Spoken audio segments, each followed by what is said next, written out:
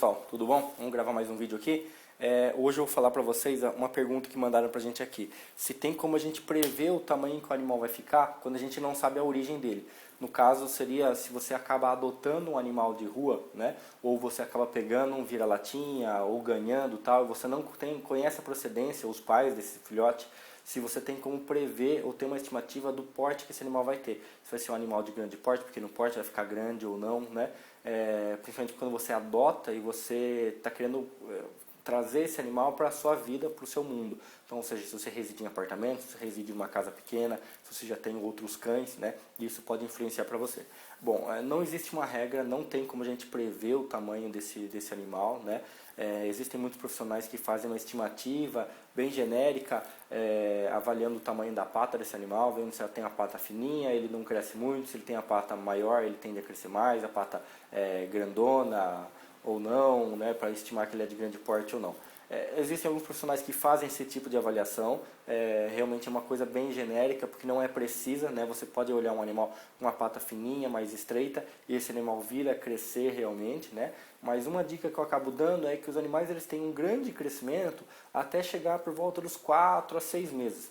Após esse período, dificilmente ele crescerá muito mais do que ele já cresceu. Então, até os 4 meses, ele vai crescer cerca de 2/3 do tamanho adulto dele. Então, aí seria um bom período para você ter uma ideia de qual porte que esse animal vai ter. Se você está pegando um animal mais filhote ainda, mais novinho, que você não tem tempo para chegar até os 4 meses, para você estimar realmente o tamanho, a dica que eu dou com segurança seria de você acabar não ficando com esse animal. Se você tem essa dúvida, não fique com esse animal, né, e procure um outro animal que tenha as características mais adequadas, ou mesmo procure um animal adulto.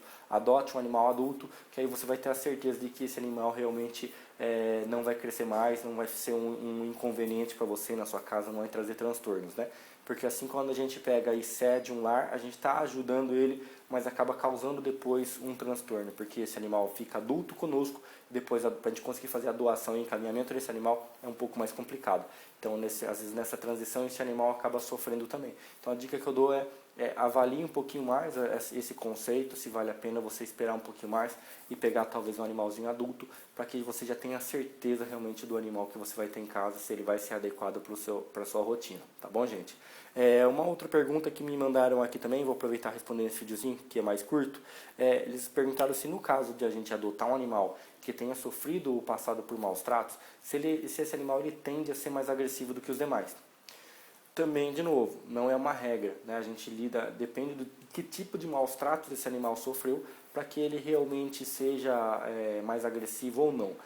Na teoria, pela maior parte dos casos que a gente atende, os animais de rua, os animais que acabam passando por sintomas de maus tratos, eles não são mais agressivos, mas eles são mais desconfiados, eles são mais desconfiados com o proprietário, desconfiados com os seres humanos, eles ficam mais apreensivos, mais na deles, quietinho, submissos, né? Então esses animais, é lógico, eles em estado em que eles se sentem acuados, eles podem realmente se tornar mais agressivos e acabar sendo um perigo para a gente. Mas é claro que a gente consegue perceber se a gente está acuando o animal ou não. Quando a gente acaba tratando esse animal com carinho, amor, dedicação e mostrando para ele que a gente quer o bem dele, a gente acaba não maltratando, a gente acaba ganhando a confiança dele, né, e esse animal acaba se tornando um excelente companheiro, né? Porque ele acaba perdendo grande parte daquele trauma. Alguns animais permanecem, dependendo do tamanho do trauma que ele sofreu, ou a idade com que ele sofreu esse trauma, é que ele permanece ainda assim um bom período assustado. Tem animais que permanecem durante a vida com determinados traumas aí de infância, né, que ele possa ter sofrido. Mas a gente pode conseguir amenizar a maioria deles, né, tratando da forma com que a gente deve tratar, com carinho, dedicação, amor, dando presença, alimentando corretamente, fazendo os cuidados de saúde, manutenção. Esse animal ele entende, ele compreende que você está cuidando, que você está preocupado com ele, ele acaba ganhando a sua confiança e confiando em você também.